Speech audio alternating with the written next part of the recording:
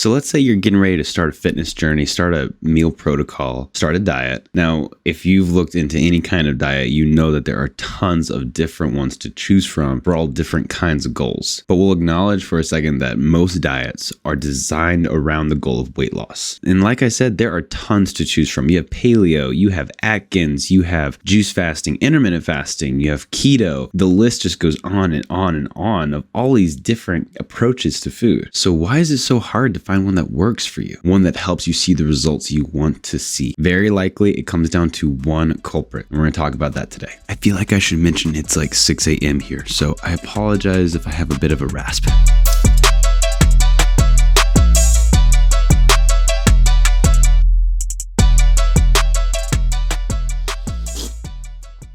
Oh, you know what? I tossed a decaf in there. I shouldn't have thought about that. I could have tricked my mind into believing it was caffeinated. So the diets I mentioned before, they're typically really good about getting your micronutrients in. So your vitamins, your minerals, things like that. But they can be so restrictive that they tend to come up short when it comes to your macronutrients. We've all heard about counting calories, but those calories break up into macros. Macros have 3 different categories, and if those categories are out of balance, that's going to lead to things like fatigue, poor recovery, burnout, and eventually just giving up. Does that sound familiar? So let's start at the beginning. What's a macronutrient? Like I said before, they're how your calories break up. They break up into proteins, carbs, and fats. Those are basically the 3 categories. Technically, there's argument that alcohol is a category, but that's a video in and of itself. And especially if you're starting a new diet, you want to keep that as restricted as possible. So we're going to talk about the big 3 today: proteins, carbs, and fats. All these macronutrients are necessary to facilitate recovery, especially after you work out. So many diets and diet culture is surrounded around restricting usually carbs or fats. But is that the solution we're looking for? Let's dive into each one. Let's figure that out. So protein, what's a protein? Now, protein is essential to your health and to maximize muscle growth. I know that statement can kind of turn you off a little bit, especially if you're not interested in building a lot of muscle, but I will tell you, despite what you might think, muscle building is very important for any fitness goal, not just things like powerlifting or bodybuilding. It's important to do a ton of stuff like bend over and pick something up, to go on a walk, to go grocery shopping, mowing the lawn, changing a tire, things like that. Muscle development is highly necessary for your basic tasks, not just lifting heavy weights. Now, protein is made up of amino acids. This is why you'll see branched chain amino acid drinks on the market and the supplement market. But what that really is just broken down proteins. You can get all that from whole proteins. But that's another video. I always mention that, but you can find that here. Amino acids are necessary for most actions in living cells. One that's popularized in the fitness community is L-leucine. That's the one that sparks muscle protein synthesis. So it's the one that helps you build muscle, along with multiple others, but that's kind of the primary initiator, if you will. So how this process works, you eat protein, your body breaks that protein down into amino acids. In your body, the amino acids will bind together again to make proteins, and those proteins proceed to help your muscle recover from strain or from exertion, and that's how you build, tone, and strengthen muscle. That's protein's role in all of that. And when it comes to diet culture, something that's really important to recognize is that your body has storage capacity for carbs and fats, but there's no potential to store protein. So that's why there is a required number that you need to be taking in every single day. Your body's pretty much going to cycle through that. Your body's not going to save proteins for tomorrow. It's not going to save proteins for next week. It's not going to store it like that. You got to have a constant supply of it. So if you're exercising, if you're working out, protein is necessary for recovery. You don't really want to restrict protein in your day-to-day activity or your day-to-day meals. A solid rule of thumb is usually 1 gram per pound of body weight for a lot of different goals, but everyone has a specific number, and there are plenty of calculators online to figure out what that number is. I'll attach one in the links below, but essentially protein is going to help you recover. Protein is going to help you get stronger.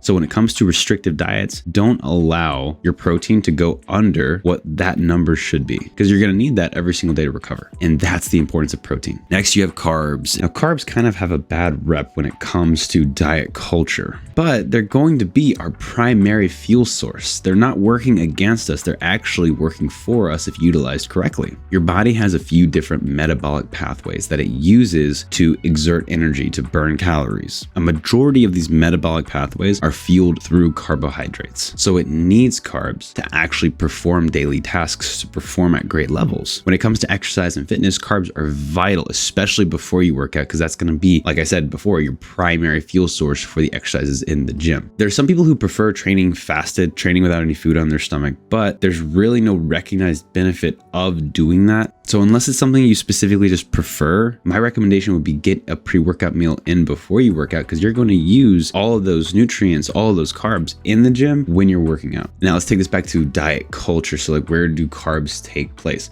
Like I said before, diet culture is heavy on restriction, and typically carbs are the first to go. But if you ever start a diet and you see yourself dragging or feeling like you're just exhausted halfway through the day, or you're constantly dealing with cravings, your body is likely in a carb deficiency. It's in a glucose deficiency, and glucose is going to come from carbohydrates. And when it comes to things like cravings and temptations and the temptation to break your diet, your body is really going to fight you using those until you let more carbohydrates into your system. Carbs are nothing to be feared. They're heavily vital in a fitness lifestyle. They just have to be utilized correctly. When I say utilized correctly, what I'm talking about is an energy balance. Carbs are hardly ever the problem when it comes to putting on unwanted weight. What the problem is an energy balance, typically energy in, energy out. And if that balance is skewed in any kind of way, so let's say there's more energy in than energy out, you're going to put on more weight. Carbs, when taken in excess and not used, that's typically the route that it ends up going. Starting a fitness lifestyle, a focus, especially if it's a brand new step to take, is a focus is utilizing carbs. Learn to utilize the carbs that you're taking in rather than storing them. So what does that look like? The same calculator that I mentioned before is going to show you what number you should hit during the day. Usually that's higher than most people expect, but your goal should be to hit those numbers and keep up a physical activity that's going to help you to utilize those carbs as well. It's all energy balance. So carbs, view those as your fuel source, and exercise and fitness, consider that your ability to use that fuel. So when you're starting something new, you're just training your body to use the fuel that you're giving it and not store it any longer. And then carbs are going to become your good friend. And lastly, let's talk about fats. Those guys have been villainized as well, kind of dragged through the mud, and there's very little that's actually understood about what's going on. So I'm going to try and package this up as quickly as possible so I can keep this video concise for you. I do think fats deserve their very own video. Every macronutrient probably does, but especially fats, just because of the amount of misunderstanding around it. So in diet culture, fats are usually the first to skyrocket or the first to go due to a negative context. Think low fat, no fat foods, right? Got a lot of products like that on the market, and that's kind of the essential idea. Hey, you want less fat, you want to burn fat, stop taking in so much fat. And unfortunately, the logic there just doesn't make sense. It comes from the idea that fat makes you fat, when, like I said before, it's an energy balance. It's not like you're taking in food that immediately gets converted into fat. Fats come in many different forms, and they cover many different functions in the body, such as hormone production, testosterone, estrogen. You have it as a long-term energy source. So when you're going on long runs, going on a walk, you have long, tedious days at work, fats are going to be used as a long-term energy source. Very similar to carbohydrates, but carbohydrates are pretty much quick burn energy. Fats, slow burn energy. They also assist with things like nutrient absorption. So the proteins that we mentioned before, the carbs that we mentioned before, to break those down, absorb them, and actually have them do their thing, fats become very vital for that. It's literally the nutrient that helps your body continue to function. I mean, they're highly necessary. You hear a lot about bad fats, but there's actually not a whole lot of evidence to hold up those claims. The only thing that I would say is like saturated fats, maybe keep those below 10% of your fat consumption throughout the day, because those are negatively associated with raising LDL cholesterol levels, or,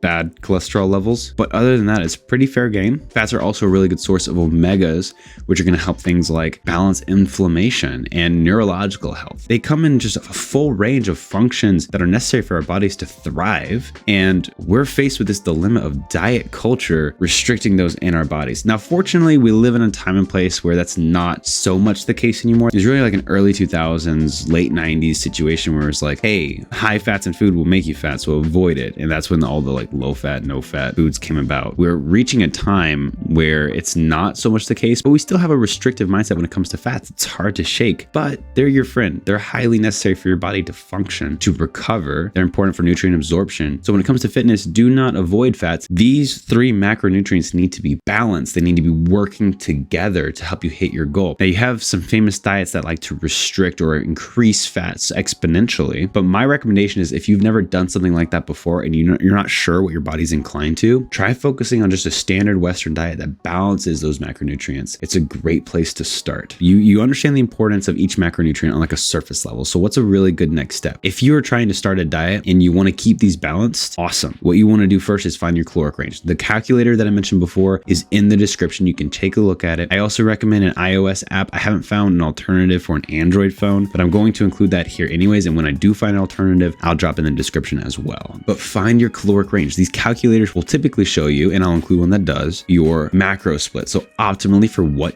information you gave that calculator, these are the macronutrients that you want to hit. So it'll say something along the lines of, 205 grams of protein, 256 grams of carbs, and 72 grams of fat, just as an example. Now on a nutrition label, you're going to find those numbers. So your goal is to plan these meals to help you hit those numbers at the end of the day, because that puts you in a situation where you're most likely getting all of the nutrition that you need to hit your goals appropriately. And this is going to be easier because these kind of diets, these Western culture macro diets, will allow for a lot more freedom in your diet too. I don't know if you've noticed, but I never told you a specific food to eat. That should never be the case. You should be able to eat what you enjoy. Keep healthy choices at the forefront of your mind, but you should be able to enjoy food as well as the fitness process. So if you just have macronutrient numbers that you're trying to hit, it allows for a little bit more leniency and a little bit more sanity when you're dieting. Now, if you have questions further about these 3 macronutrients, or you want to go into a little bit more detail, and I don't have those videos up quite yet, guys, I put together a Discord that I'm putting nutrition information, exercise information in every single day. So go take a look at that. You can even reach out to me personally there and ask me some questions. I have a voice channel in there called 5-Minute Nutrition Coach. You and I can just meet in there. You can ask any questions you like and I'll help you out. You guys have a wonderful day. Sub if you enjoy this content and you want to see more videos like it.